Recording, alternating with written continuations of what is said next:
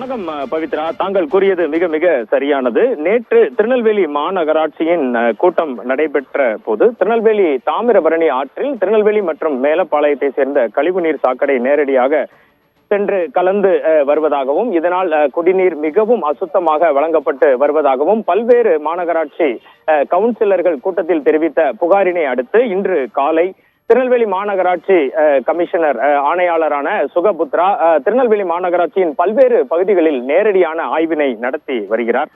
இன்று காலையில் பார்த்தீர்கள் என்றால் திருநெல்வேலி மாநகராட்சியின் பேட்டை பகுதிக்கு நேரடியாக சென்ற ஆணையாளர் சுகபத்ரா அங்கு நேரடியாக மக்களிடம் தண்ணீர் ஒழுங்காக வருகிறதா, தண்ணீரின் தரம் எப்படி இருக்கிறது, தண்ணீரின் அளவு தங்களுக்கு எவ்வாறு கிடைக்கிறது என நேரடியாக அவர்களின் வீடுகளுக்கே சென்று கேட்டறிந்தார்.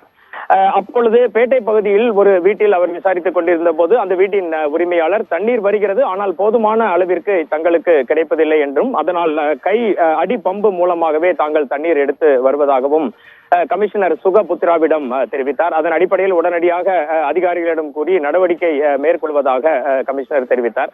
இது தவிர அப்பகுதியில் குப்பைகள் மொத்தமாக கிடப்பதையும் அது ஒழுங்காக தினமும் வாரப்படுகிறதா என்பதை ஆய்வு செய்த கமிஷனர் அந்த பகுதியில் நிறுத்தி வைக்கப்பட்டிருந்த கமிஷனரே நேரடியாக பார்க்கிறார். அப்பகுதியில் குப்பை கூளங்கள் மொத்தமாக குவிக்கப்பட்டு இருந்ததையும் அந்த பகுதியின் அதிகாரிகள் மற்றும் அந்த பகுதியின் ஒப்பந்ததாரர் அந்த பணியை சரியாக செய்யவில்லை என தெரிந்து உடனடியாக அதிகாரி மற்றும் ஒப்பந்ததாரரை நேரடியாக அழைத்த ஆணையாளர் அவர்களை பொதுவெளியில் கடிந்து கொண்டார். அதன் பிறகு இது போன்ற புகார்கள் தொடர்ந்து வந்தால் உங்களது ஒப்பந்தம் ரத்து செய்யப்படும் என கூறிவிட்டு சென்றார்.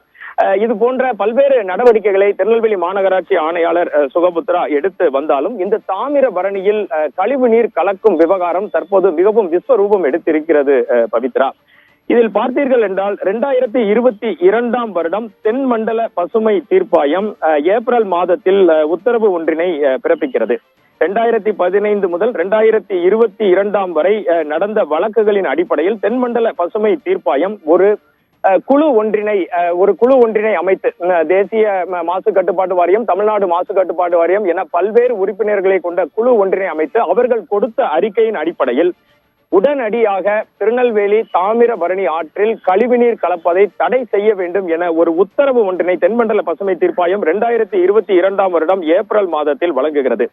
அந்த ஏப்ரல் மாதத்தில் வழங்கக்கூடிய அந்த உத்தரவே ஒரு வருட காலம் எங்களுக்கு போதிய நேரம் வேண்டும் என திருநெல்வேலி மாநகராட்சி கேட்டுக்கொண்டதின் சார்பில் தான் அந்த உத்தரவு வழங்கப்பட்டது. ஆனால் தற்போது பார்த்தீர்கள் என்றால் கிட்டத்தட்ட 1.5 வருடம் ஆன பிறகும் கூட அந்த முதலாவது அலகு, இரண்டாவது அலகு கழிவுநீரை மீண்டும் தூய்மை செய்து இருக்கக்கூடிய அந்த பணிகள் எதுவுமே முழுமையாக முடிவரவில்லை பவித்ரா. இதுதான் தற்போது உள்ள மிகப்பெரிய பிரச்சனை. தென்மண்டல பசுமை தீர்ப்பாயம் தீர்ப்பளித்து விட்ட பிறகும் எக்ஸ்பர்ட் கமிட்டி ஒன்றை அமைத்து இதற்குரிய வழிமுறைகள் கண்டுவிட்ட பிறகும் 1.5 வருடங்களுக்கு மேலாக தற்பொழுதும் தாமிரபரணி ஆற்றில் கழிவுநீர் சேர்ந்து கொண்டுதான் இருக்கிறது. இதை தொடர்ந்து விசாரித்து வரும் தென்மண்டல பசுமை தீர்ப்பாயம் திருநெல்வேலியின் ஜுடிஷியல் மேஜிஸ்ட்ரேட் 4வது எண்ணில் இது சம்பந்தமாக கிரிமினல் வழக்கு ஒன்றும் பதிவு செய்யப்பட்டிருக்கிறது பவித்ரா.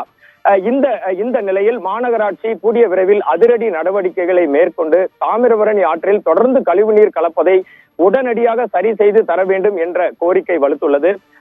பார்த்தீர்கள் என்றால் சென்னை உயர்நீதிமன்றத்தின் மதுரை கிளை நீதிபதிகளும் இது தொடர்பாக மிக தங்களது வருத்தத்தை பதிவு செய்ததோடு திருநெல்வேலி தாமிரபரணி ஆறு தொடர்ந்து இவ்வாறாக இருந்தால் கூவமாக மாறிவிடும் என எச்சரிக்கையும் விடுத்துள்ளனர்.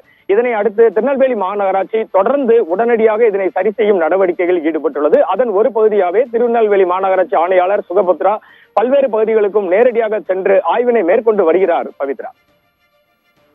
கூடுதல் விவரங்களுக்கு நன்றி வனராஜ்.